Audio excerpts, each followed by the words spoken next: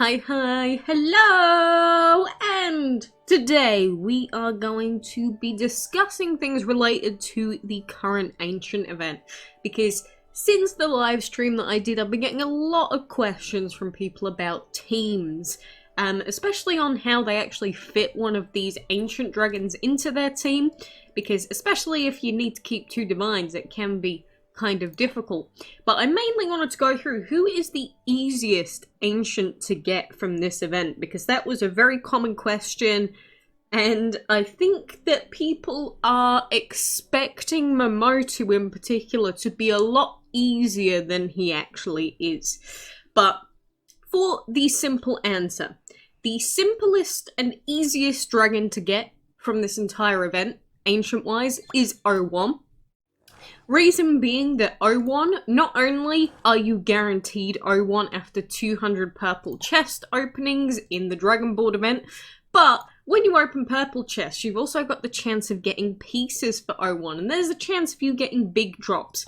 For example, I've already got a times 50, so if you get enough times 50s, you'll finish O1 pretty quickly, but that is very unlikely, to be fair. So O1, even though he is unfortunately probably one of the least useful because he's an energy and metal dragon, but he is still an ancient, and if you need some form of AoE that isn't fire, then he is there to do that for you. So O1 is the easiest one to go for. If you just want an ancient and you're relatively new, I would recommend that you play the event around getting O1. The problem with Momotu, I've been through this a couple of times, but Momotu is basically completely RNG. Like, when you go to try and get a double for Momotu, it's completely random as to if you're going to get the rolls. And if you're re-rolling, of course, you can't have a chance of getting double dice because it doesn't work like that. So you have to get really, really lucky for the entire event to get Momotu, because even if you hit every single reset, you collect every single one of these points, you do the bonus task, you are a good player, you do everything right, it doesn't matter, because you're still not guaranteed Momotu. And so, if you have the potential to hit 100% of resets, every single task, and still not get Momotu, I think it's pretty obvious which dragon's going to be the easiest to get out of Momotu and O1, for example.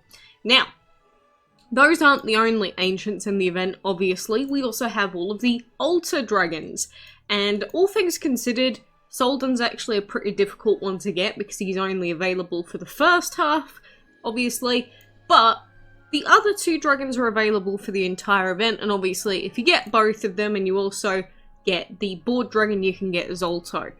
Zolto is obviously a pretty difficult one to get because you've got to get all three of the other ancients, but the altar dragons, getting at least one of them is also not too difficult. I wouldn't say it's the easiest thing in the world getting an ancient because they're 1500 each, but getting either Zalek or Lamulin, honestly, it's not going to be that difficult. I would say that it's slightly more difficult in terms of actual having to build a team and do dungeon resets than it is to get O1, but both of these are also doable, especially for free-to-play players and newer players. They're doable, at least one of them anyway.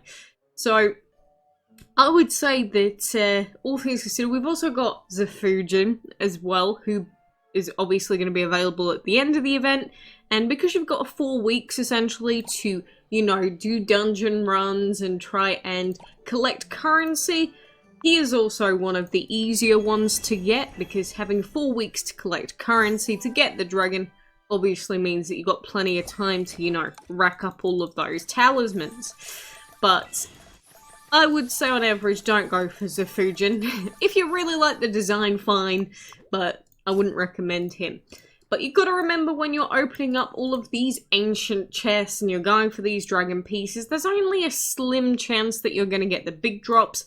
If you want to see them, they are on the DML wiki, and I'm pretty sure they haven't really changed from like the last events, but there's a 1% chance of getting times 50 talismans, 6% of getting times 10, 47% chance of times 3, and 46% of times 1.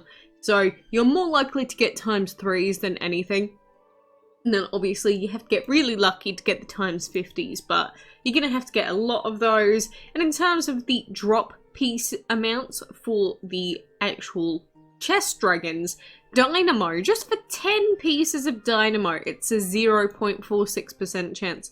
Imagine that. That is super low, just for a legendary. But I really want dynamo.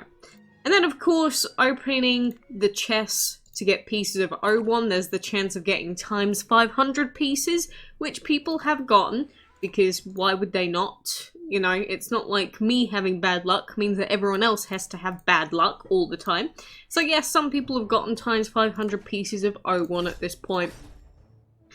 And because that exists, there's always the chance of getting O1 through multiple different methods, essentially. So I think that if you are someone that is just desperate for an ancient, and maybe you are going to miss some resets, maybe you, like, your real life is going to come into effect and you can't hit every reset, maybe you can't do very well in the dungeon because you didn't prepare the team, go for O1. You don't need a good team to be able to get O1. All that you have to do to get O1 is just do the tasks, and honestly the tasks take less than 5 minutes.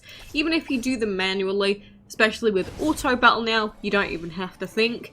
So just go for O1 if you're someone that doesn't really know what you're doing and you don't want to waste resources. And again, you can still be grinding the dungeon and everything else. You don't have to spend your currency now. You just, if you spend currency just to finish off the 7th task, which is what I'm doing, then that's pretty much as safe as you can play these events. So it's like, for example, I'm never going to just randomly spend currency, because I always want to have enough to be able to do the 7th task. And plus, eventually I'll just use all of it, like, towards the end, because it's fun, just using tons of it all at once.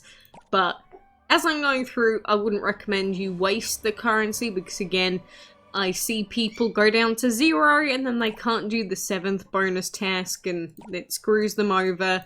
You have to be doing that 7th bonus task. If you don't do that 7th bonus task, you are losing a lot of event currency, and you have to do that every single reset.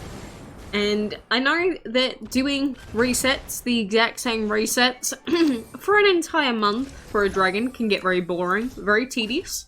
I know, I've been playing these. Why did you suddenly do auto battle? What is wrong with you? Oh my days, I hate this sometimes. Auto battle, why? Like, why did that turn on? Why would you do that? I just played it without! Hooray! Anyway, I've lost my train of thought now because this has triggered me so much. But anyway, my point is, don't waste your event currency for no reason if you want to have a good chance at getting O1. And I think it's a bad idea for most of you to be going for Momotu.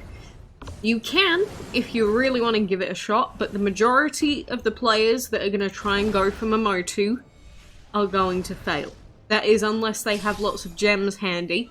But you've got to remember that they doubled the cost of double trouble gemming now, which they did it on purpose because they knew everyone was going to want Momotu, so of course they doubled the cost. It's intentional to make you spend gems. But you don't have to. I know that Momotu is a good dragon, but you can get a Water Divine or something else later on, it's fine. Just get an Ancient that helps your team for now. Obviously, if you could get Zolto, that would be very handy, because of his big stats. But again, a lot of players aren't going to get Zolto either, because again, Ancients are harder to get from the altar, and you got to get 2 of them, and you got to get the board dragon. But that's another thing about going for Momotu. If you go for Momotu, you're going to ruin your chance of getting Zolto, because you're going to ruin your chance of getting O1. I think that overall just going for Momotu is a bad idea. Now, you can if you want. Again, you are free to do whatever you want with your game. I can only, you know, give you my advice as someone that's played these events for a long time and, you know, for the most part understands all the balance stuff relating to these events. But if you want to do it, you do it. You go crazy. And I said the same thing about the Ancient market, as in the only time I think you can really go for Ecas is if you have lots of relics available to use, and if you have the second breeding den active at the time. So ideally what would happen is you would collect all of the double egg relics, extra dem relics, and all of that sort of thing, and then you'd use them while you unlock Ecas. You've only got a day to try and breed them for each token. You'd use your second breeding den, use all your relics and try and breed him, but Ecas only has a 1% chance of being bred, so it's still very unlikely you're gonna get Ecas, but there is the chance. So if you are someone that's got double egg relics, you've got enough hatchery slots, and you've got lots of relics to use, you've got Chronos available, go wild. But be careful about when you do it, because you will possibly ruin your task managing for those like couple of resets, because obviously if you breed Ecas, that is an incredibly long breeding time, so then you're going to need at least like 4 days worth of a breeding den. So hopefully you breed him in the second breeding den and not the main one. You know, these are lots of things to take into account, and I think Ecas is one of the harder ones to actually get, but the benefit of Ecas is the fact that you can try and breed him basically at any time, so you're not really time limited like that. But, you know, these are all of my thoughts relating to these dragons. Of course, the other thing to go for in this ancient market is going to be premium sigil chests, which are really, really good and necessary if you ever want to get to epic sigils. So you should definitely be buying these if you are either not buying Ecas or buying it alongside Ecas. Premium sigil chests are super good. And don't forget, there's also a really high chance of getting a lot of silver horns. I think it's a very low % chance of getting like a few hundred of them. So maybe you'll get really lucky and you'll be able to buy all the premium sigil chests and buy lots of Ecas breeding tokens by the end of the event. I've only got 20 so far, but I'm not going for yellows anyway. But I digress. I just wanted to go through this because of the amount of questions I've had related to it. So, it's official. 01 is the easiest to get, I think, by far. So, take that as you will. You don't have to go for 01, but if you want the easiest route, and the easiest route to an ancient, that is your answer. But anyway, I appreciate you joining me. Have fun, and toodaloo.